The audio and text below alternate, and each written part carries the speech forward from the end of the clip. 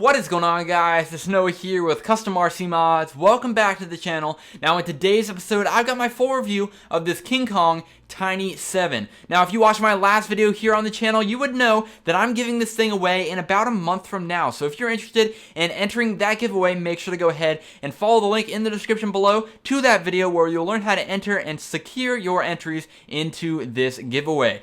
With that out of the way, it's time to go ahead and focus on the quad in question here, the Tiny7. So let's go ahead and talk about specs first. This is a 75mm wheelbase brushed whoop drone. If you're looking for a size comparison, here's your typical 65mm whoop, so it has a 10mm larger wheelbase here. And to compensate for that extra size, it does have 7mm motors, which are a welcomed upgrade from the typical 6mm motors that we found on your average little tiny whoop here. So it's going to have a little bit more punch and power than those traditional whoops.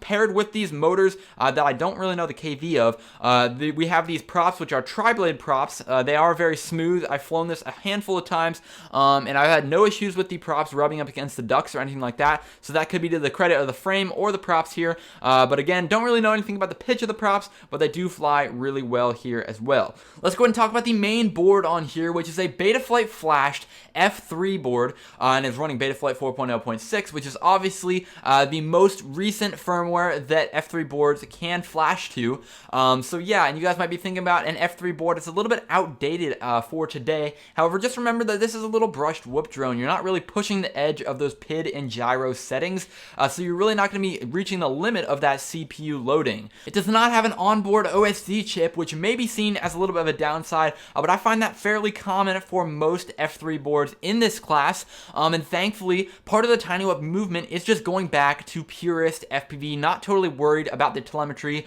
how I need to land, when, you know, all that stuff that you'd really be concerned about with your modern brushless acro quads. And these one-cell batteries, you know, they're rather, I mean, you can run them all the way down into the ground without major effects on battery health here, or of course danger in that sense as well. So again, I don't really think of it as that much of a downside to not have an OSD on here, although it definitely would be nice.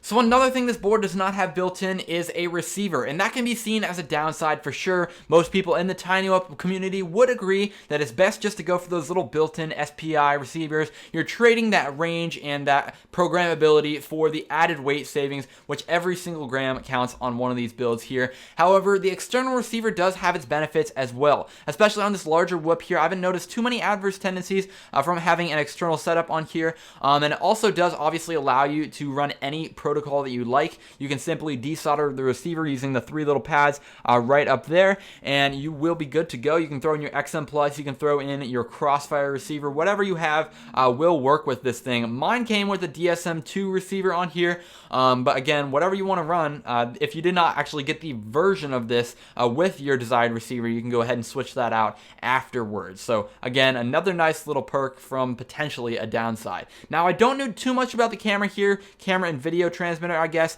I have had actually really good range with the video transmitter all around my house at home, which was the last time that I actually flew this thing. I was able to get all the way down from my shop in the basement all the way up to the second floor, which would be 3 floors up there, and you know, the video quality wasn't too great. Obviously, you had your fair share of breakup, but I did have good luck getting all the way around there, and I never really reached a spot in my entire house that I found too unflyable to the point where I just had to turn around. And then for the camera, I'm not too impressed with the camera. However, I guess it's pretty much on par for other micro cameras of today.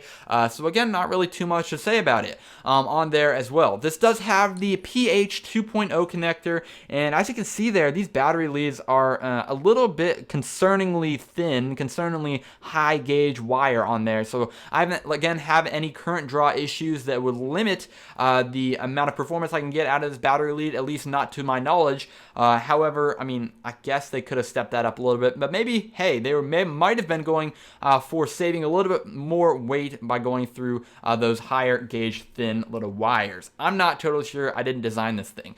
Another advantage of this KingKong Tiny7 is that it comes with a whole host of different colors for canopies and props straight out of the box, which I thought was very unique, and I went ahead and switched out my favorite color combo, which is these white props here and this pink canopy right there as well. I think it looks pretty cool as is. Anybody who wins the giveaway of this will have all of the colors of the canopies and props to try out at their disposal as well. Now, finally, let's go ahead and talk about the frame here. And just feeling this thing, it feels very stiff and high quality, which is really important, especially when you're flying these whoops and flying them hard, crashing them hard indoors.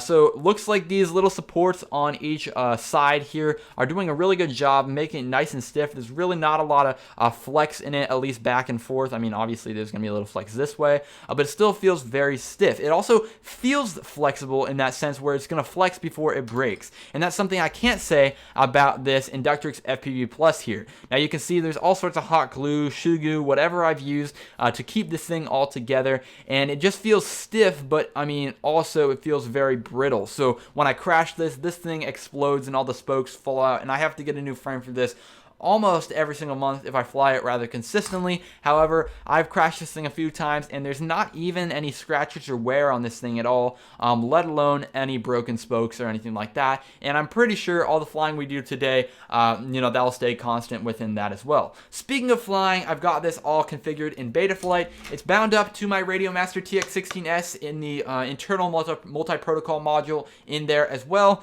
And we'll be viewing the video through the Fat Shark Dominator V3s here, my goggle of choice at the moment. So let's go ahead and get to that flight footage. So before we get this thing on up in the air, I forgot to mention this runs off one cell, 450 milliamp hour batteries. I've got the GNB high voltage 450 packs here, and they're my go-to one cell packs at this time. So let's go ahead and get this thing all plugged in and get it on up in the air.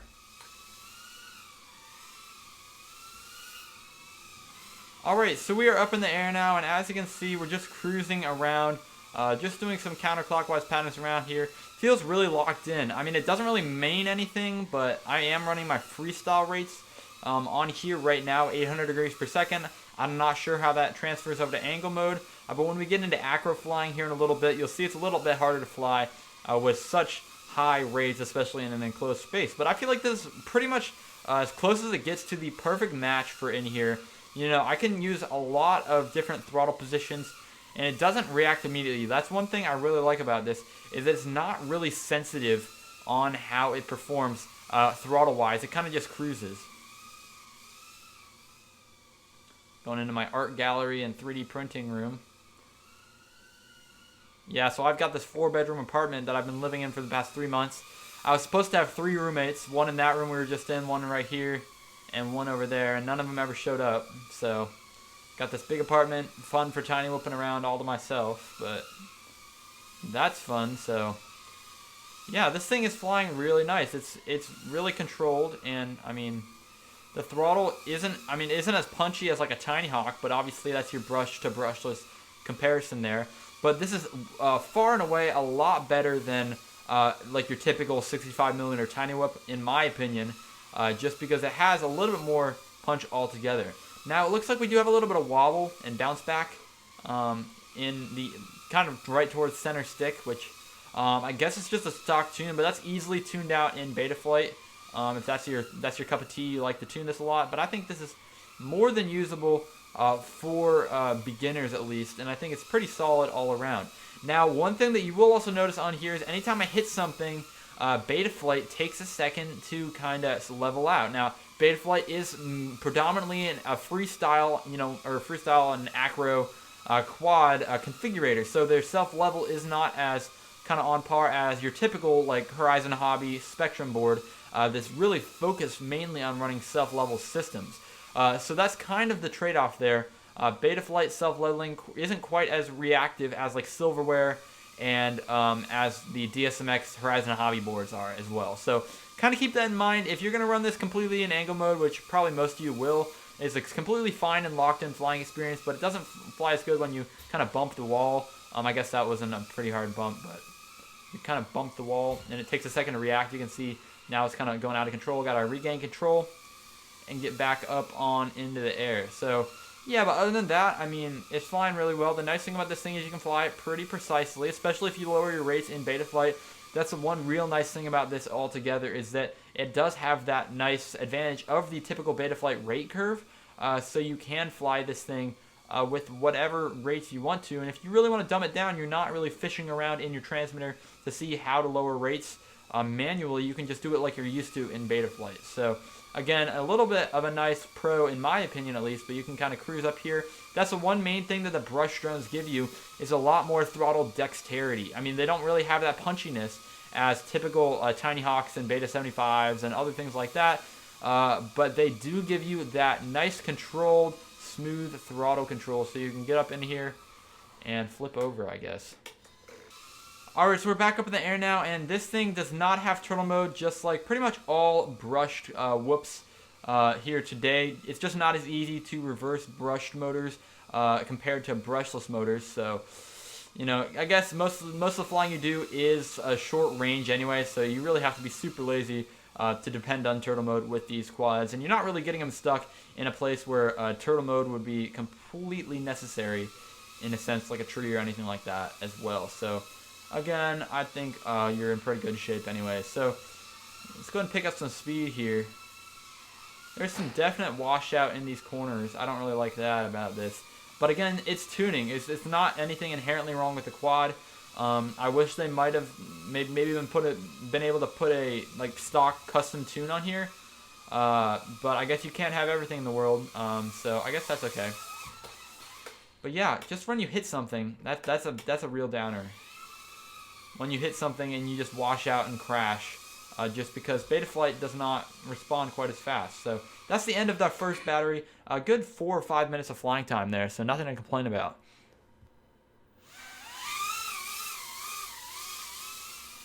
Alright, so we're up for battery 2, now flying in Acro Mode.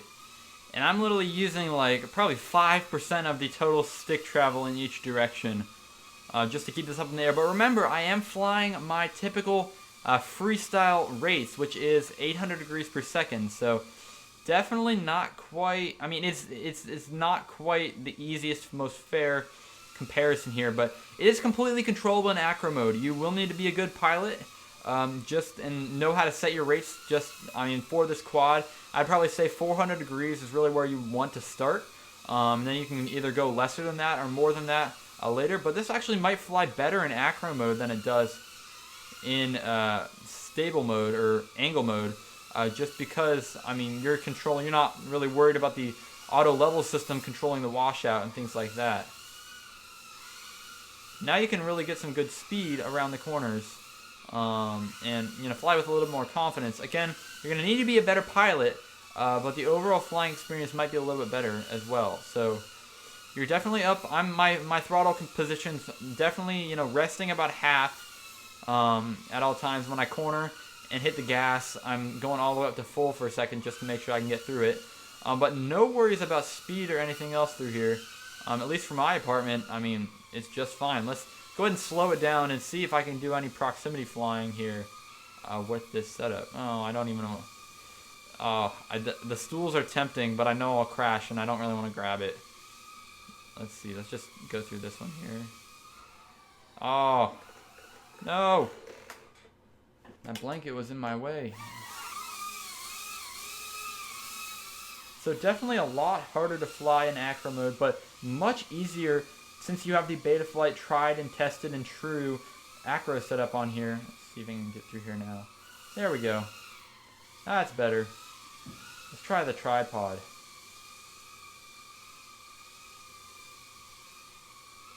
Alright. Yeah, it's a lot harder, especially with these high rates, but hey, what can you say? For something flying this well in Acro Mode that's brushed, I'm very, very impressed with it as it is. So, meh angle mode, but the Acro Mode certainly makes up for it, especially if you're looking to get into freestyle FPV or Acro FPV in general. Having this nice crossover where you can start in angle mode, you can get used to it in angle mode, and then switch over to Acro and have a stable Acro platform that doesn't freak out and that still has sufficient power. Oh no. And that's just a really advantageous part about this quad. Alright, so we're back in angle mode this time, and we're just going to go ahead and explore and test this camera out. So as you can see, the sun is setting, and that's where my light source is coming from.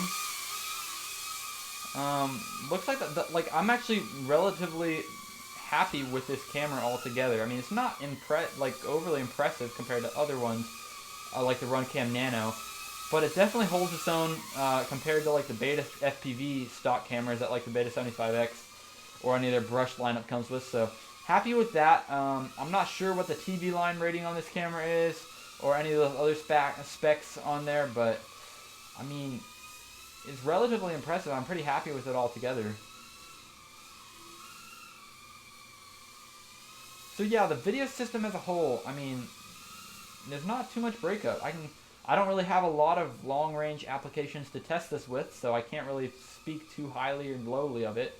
But we're a whole few walls away here, and I'm having no issues with range whatsoever. Let's try to go behind the fridge, see if that does anything. I mean, oh my gosh, washout. Yeah, no issues going behind the fridge. Yeah, there is a little bit of current coming out from the air conditioning unit. You can kind of see it and feel it in the way the quad flies, but that's why we washed out in that corner.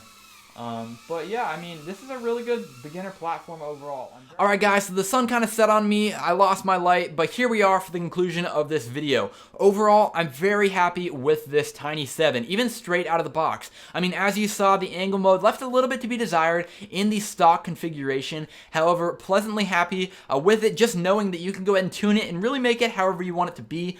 So I really didn't grade it that harshly. Now, if it was something like the original Inductrix boards from Horizon Hobby, you cannot tune these in any way. So however the angle mode flies is going to be pretty much what you're stuck with. But the nice thing about having a Betaflight flight controller on board here is that you can make this fly however you want it to, which is really awesome. Now for the Acro Mode, these motors are very powerful and got this thing up and made it actually controllable and really fun to fly in Acro Mode. So if you're looking for a good crossover drone that's going to be something that you can learn in angle mode, you can get the hang of it in angle mode and start your journey that way. But then later, do you want to experiment with the Acro Flight? I think that this KingKong Tiny7 might just be your match. And another thing, of course, we haven't even touched on yet is durability. I mentioned it before this. I was expecting it to not have any issues at all with durability. This thing was flawless. I even crashed it into one of my walls and a door at full speed. Not even a scratch on here once again. Very happy with it. This is really important if you're going to be a beginner, that you have something that's going to hold up, it's going to stay true, keep you flying, because a lot of times when you break something, that's what gets you kind of discouraged and ultimately out of this hobby. So would I recommend this Tiny7 for beginners? That's a really good question. Now, once you get it flying, this quad will be excellent. It will grow with you from angle mode to acro mode, and it'll be durable along the way and probably never let you down. But again, the caveat is if you get it, when you get it flying. So if you have a friend, someone like me, who's very knowledgeable in Betaflight and can help you get it configured and help you get it all tuned out and flying the way you want it to, then I think this is a great option. However, if you're just doing this all on your own, you'll probably get very discouraged trying to use Betaflight and make that all work. Where I think something like this Inductrix FPV Plus or any of those other more plug-and-play quads might be more up your alley. So overall, I'm very happy with this thing, especially if you already have some quads and you're just looking for another little brush drone to add to your arsenal. This thing is tons of fun, and it doesn't break the bank either. So that's it for the video, guys. I hope you found it useful, if not at the very least entertaining. And remember, if you want to win this very quad that I've been showing off in this video, make sure to go ahead and follow the link in the description below down to the other YouTube video where you can learn how to submit entries for that giveaway. The winner will be announced on December 12th, which is roughly a month from now, so you got plenty of time to get all that squared away, and hopefully one of you guys will be on your way to FPV success with this quad. Thanks for watching, guys. Make sure to go ahead and like and subscribe. Comment down below if you have any questions, and I'll catch you guys